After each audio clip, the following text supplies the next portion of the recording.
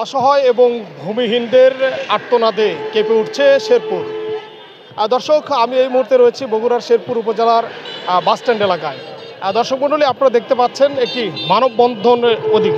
মানববন্ধন করছেন ভূমিহীন এবং অসহায়রা। দর্শক, এদের বাড়ি শেরপুর উপজেলার শাহবন্দিগি ইউনিয়নের যে বাঘমারা যে পুকুরটি রয়েছে, হাটদিঘি পুকুর রয়েছে, হাটদিঘি পুকুরের পাড়ের উপর দিয়ে যে 40 থেকে 50টি বাড়ি রয়েছে, এই ভূমিহীন যারা বাড়ি করে আছে তাদের উচ্ছেদ করে দেওয়ার জন্য বিভিন্ন সময় অগ্নিসংযোগ করা হচ্ছে এবং তাদেরকে উচ্ছেদ করে দেওয়ার জন্য বিভিন্নভাবে অস্ত্র নিয়ে তাদেরকে হুমকি দেওয়া হচ্ছে, অস্ত্র প্রদর্শন করা হচ্ছে, এমনটি অভিযোগ আমরা পেয়েছি। তারই প্রতিবাদে আজকে মানববন্ধন করছেন সেই পুকুর পাড়ের যে হাটদিঘি পুকুর পাড়ের যে ভূমিহীনরা রয়েছে সেই ভূমিহীনরা। দর্শক, আমি আপনাদের তাদের সরাসরি আমি দেখানোর চেষ্টা করছি। আবার হাসপাতালে আমরা চিকিৎসা হতে গেলাম, সেখানে আমাদের লোকজনকে কয়েকজনের ধরে নিয়ে জেলে বন্দি করে দিল। আবার আমাদের উপরে অনেক হামকি ধামকি এরা করতেছে।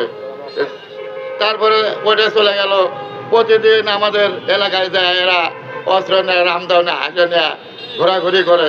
এখন এগুলো দেখলে তো আমরা এমনি আতঙ্ক, মারা লাগে না তো এমনি মারার বড়টা হয়ে যায়। আমরা তো ভয়েতে আতঙ্ক। আমরা সবাই শ্রমিক মানুষ, কর্ম করে খাই।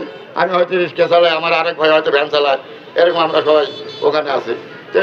প্রতিনিয়ত এরকম করতে করতে গত 3 তারিখে মনে হয়, তারিখটা আমার শরীর খেয়াল নাই, রাত্রিবেলা হঠাৎ করে 8:30 থেকে আগুন ধরে দিল বাড়ি। আমরা সবাই হয়তো দৌড়ে যা উঠে সেই আগুন লেবানো হলো।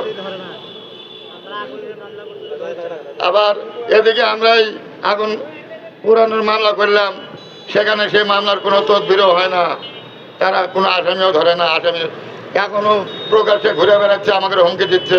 গত রাত্রেও ঘোরাঘুরি করছে। প্রতিনিয়ত এরকম ঘোরাঘুরি করে। এগুলো দেখে মনে করেন আমাদের তো হাত পাও ঠান্ডা জায়গা। আমরা তো ওগুলো কোনোদিন মারামারি করিও নাই, মারামারি আমরা বুঝিও না। এই অবস্থায় আমরা আছি। এখন আমার আগে তো হয়তো গণ্যমান্য ব্যক্তিদের কাছে, প্রশাসনের কাছে আপনারা জিনিসটা দেখেন, আমাদের একটু সহযোগিতা করেন, নিরাপত্তা দেন। এই বলে আমার বক্তব্য শেষ করছি। আল্লাহ শেষ করছি।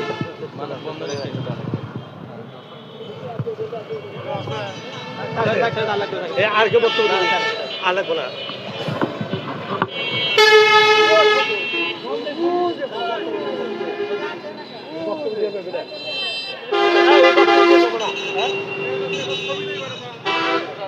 ছবি নেবে দাঁড়াও।